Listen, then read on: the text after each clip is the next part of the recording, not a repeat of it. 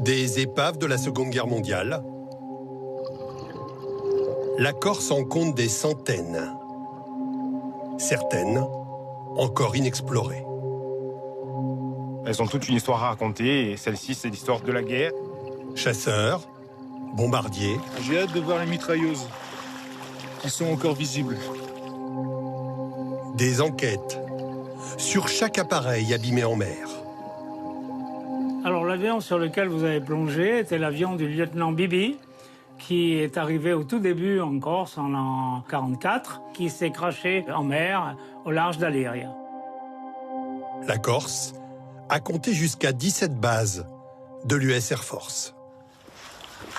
80 ans plus tard, Jean-Marie et un groupe de plongeurs partent sur les traces du bombardier américain du lieutenant Bibi. Alice du club de plongée de Tropica. Oui, Tropica du sémaphore d'Alistro. Bonjour à tous. Nous sommes 7 plongeurs et nous allons aller sur le B-25. Le 3 mai 1944, le bombardier décolle de la base de Solenzara à 8h40. Il est tombé en panne en cours de route, donc il a dû larguer ses bombes pour amérir ici. Donc ils ont améri, je pense, tant bien que mal, et ils ont dû même bien se faire peur. Excité. Toujours excité, je me lève. On se demande toujours ce qu'on va trouver. L'appareil gît par 20 mètres de fond. Les sédiments rendent parfois difficile la visibilité. Avant de couler, le B-25 Mitchell a touché l'eau à 180 km/h. Un moteur a été arraché, l'avion a tournoyé. L'équipage a été sauvé par des pêcheurs et une vedette de l'armée anglaise. La mitrailleuse dorsale et des munitions sont toujours au fond de l'eau. En 1943, la Corse est libérée. À partir de 1944, elle va devenir une base stratégique pour les Alliés. Sur ces archives américaines rarement diffusées, on voit comment l'armée US construit des pistes pour son aviation. Les aéroports actuels de Bastia, Calvi ou Solenzara ont été réalisés par les Américains. Tout part de l'éruption d'un volcan en Italie. Là, on est en mars 1944, le Vésuve explose. Le Vésuve a tout cassé.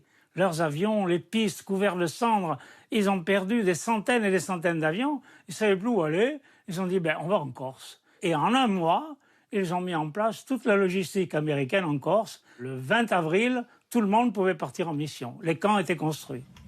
Depuis 20 ans, cet ancien chef de cabine d'Air France effectue des recherches sur cette période de l'histoire de son île.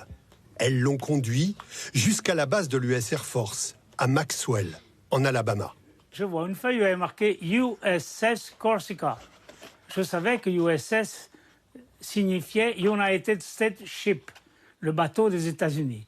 Et comme ils allaient tous bombarder l'Italie tous les jours, tous les matins, tous les après-midi, eh bien, ils en ont déduit que cette île était un porte-avions.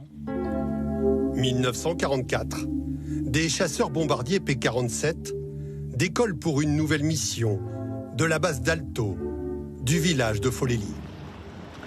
Du vieux port de Bastia, des plongeurs vont explorer ce type d'appareil, tombé au nord de la ville.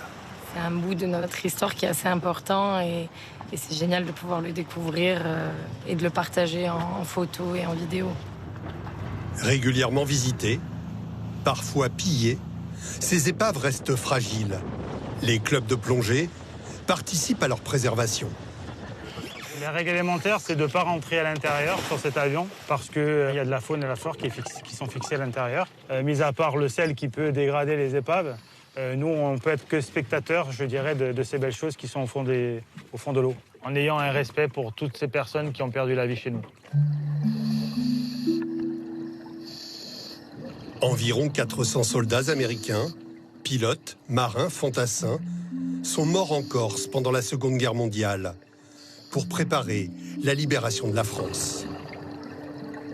Aujourd'hui, certains évoluent avec grâce, en apnée, au-dessus de ces vieux monstres d'acier. Au-dessus du sanctuaire du porte-avions, l'USS Corsica.